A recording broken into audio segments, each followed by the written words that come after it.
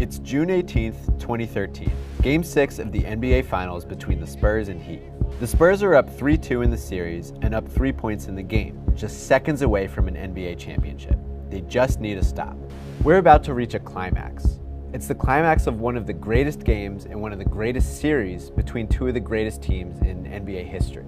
It's a moment significant enough to turn major storylines. And it's so big that it might eclipse some pretty wild stuff that happened prior. So let's rewind.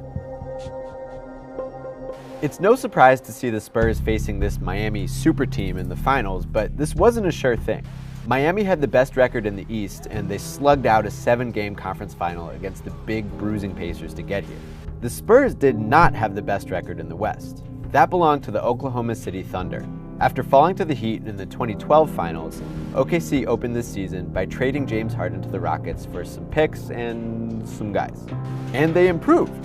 OKC won 60 games and entered the playoffs well positioned to make a finals rematch happen. Until Patrick Beverley smashed up Russell Westbrook's knee, ending his season and leaving OKC ill-equipped to reach even the conference finals. Without the Thunder to challenge them, the Spurs lost just 2 playoff games, both to the Warriors, in a cruise to the finals. And that's how many games they've lost in this series, too. San Antonio took Game 1 on a big Tony Parker shot, and they've been trading convincing wins with the Heat since then. The Spurs pulled ahead 3-2 because of an all-time great team shooting performance in Game 5. And if they get a stop here, they clinch the championship. On the road, no less. The court in Miami is already getting roped off in preparation for a trophy ceremony. Some Heat fans have already departed to skip the enemy celebration and beat the traffic. It'll be yet another ring for Pop, and for Manu, and Tony, and Wait, where's Tim Duncan? Duncan is nearing his career twilight. He took a pay cut last summer so the Spurs could more comfortably re-sign their role players, and he did a lot of resting during the regular season. And that resting has paid off when it counts. Even at 37 years old, Duncan has been a machine in this game. But you gotta understand, we are at an important point in the history of small ball. Miami coach Erik Spoelstra has long dabbled with small pace and space lineups. And especially after the Heat fell behind in this series, he leaned all the way into that style, playing more units featuring Chris Bosh as the only big man. Spoelstra even started Game 4 that way, replacing Udonis Haslem with Mike Miller. And Greg Popovich has countered. He went from relying on 2 big men, Tim Duncan and Tiago Splitter, to just 1, and eventually started a 3rd guard, Ginobili, instead of Splitter. And here at the end of Game 6, I mean, look at this. With under 30 seconds to go and the Spurs up 5, neither team had a big man on the floor, so this offensive rebound off a LeBron miss was up for grabs. And it turned into another opportunity for LeBron, Miami's only made field goal in the last 4.5 minutes. And now we are up to precisely 1 big man on the floor, Bosh. Typically, Duncan would be on the floor to neutralize Bosh, but Popovich knows that the Heat probably want to take a 3, and he needs his players to be able to switch to contest any perimeter look. Pop doesn't want the large and creaky Duncan stranded against a quicker player, so he's sticking extra small. The key to this alignment is Boris Diaw. Diaw is the languid, lovable Frenchman who first broke out as an undersized center inside a prior lineup laboratory, Mike D'Antoni's Suns. After Phoenix, Diaw joined the dismal Charlotte Bobcats, gained weight, and kind of floundered. But here, in his first full season with the Spurs, alongside his good friend Parker, he's had a career renaissance. And back in November, he was part of something controversial. In a nationally televised regular season game against the Heat, Popovich decided to rest not just Duncan, but all 4 of his best available players, Parker, Ginobili, and Danny Green too, even while young Kawhi Leonard was out injured. It was all anyone talked about for a couple days. The fans are being cheated. And it led to David Stern fining the Spurs $250,000 for ruining the marquee matchup with a group benching. Except it didn't quite ruin the matchup. The Spurs lost thanks to a big Ray Allen 3, but they kept it close, and they saw something intriguing. In a starting big-minute role, Diaw did a pretty solid job guarding LeBron James. Popovich filed that secret weapon away for later, and sure enough, has busted it out in this series, successfully. LeBron missed 9 of his 12 shots through 3 quarters, and Diaw was guarding him for a bunch of that. So yeah, Diaw has experience guarding big men, and he has experience guarding LeBron. In a situation where the Spurs need to switch a lot to prevent a 3, he's Pop's choice to be the only center on the floor assigned to guard Bosh.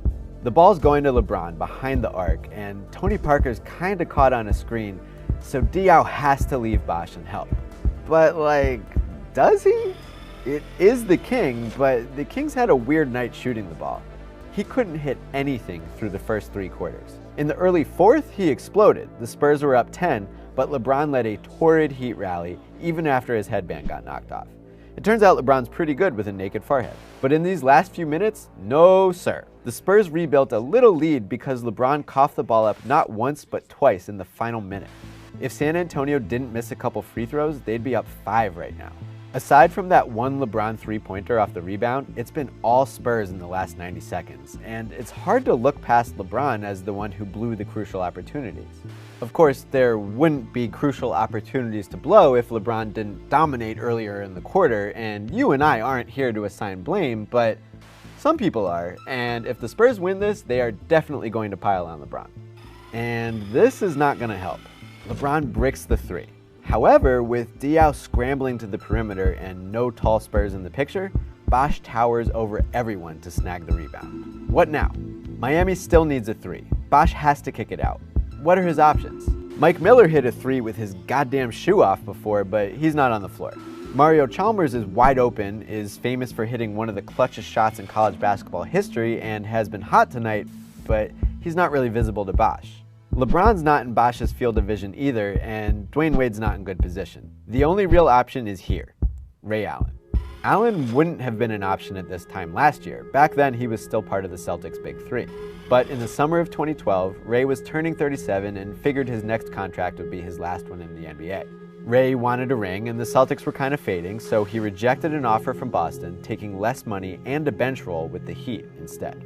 His old teammates hold a grudge against him for this, but Ray is looking pretty smart right now. He's on the floor in the closing seconds of a finals game. That said, this is not going to be an easy look. Coaches love corner 3s, but usually the shooter starts in the corner with his feet carefully set between the 3-point line and out of bounds. He's not sprinting backward into that sliver of space. But this is Ray Allen. This is a man who obsesses over his shot mechanics, whose rigid workout routines have become legend. According to SI's Lee Jenkins, Allen has been doing a drill since his early years in Milwaukee. He lies down in the paint, then hops up to his feet, backpedals into the corner, catches the ball, and shoots a 3.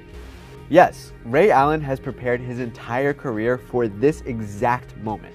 And man, what a moment! If Ray can't hit a 3, the Spurs can hold on to win the championship, and LeBron, who fumbled some crucial plays, will never hear the end of this. If all that obsessive preparation pays off, Allen can send this game to OT, where the Heat will have momentum on their home floor that could carry them all the way into a decisive Game 7.